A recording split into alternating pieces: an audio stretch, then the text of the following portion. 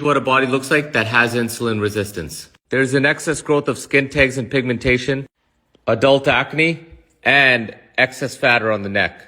On top of all that, you have a hard time trying to lose fat. You have this dense fat around your belly, and because your body's not being able to use the energy properly, you're tired and hungry all the time.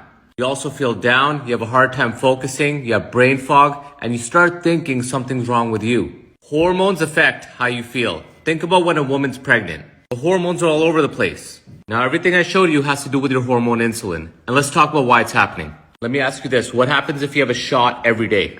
Eventually you need 2, then 3, then 4 to get the same effect. Our bodies are designed in a way to adapt to whatever we give it. And the role of insulin in the body is to regulate blood sugar levels and store excess glucose for energy. So this is the amount of sugar that's supposed to be in your body, about 1 cube.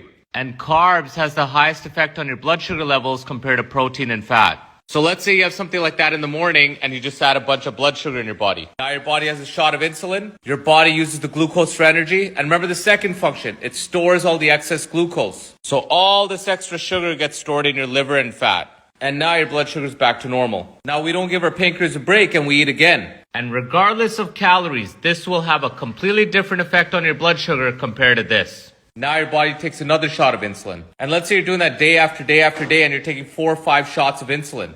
Eventually your body adapts. All day and all night you're bathing in 4 or 5 shots of insulin. And because insulin turns off the body's ability to burn fat for energy, you start storing more fat. That hard fat I showed you right there, it starts to look something like that around your organs. And that belly fat produces even more insulin. And eventually your body maxes out. All that insulin is no longer bringing down the blood sugar. So now you eat that same meal and your blood sugar goes from this to this.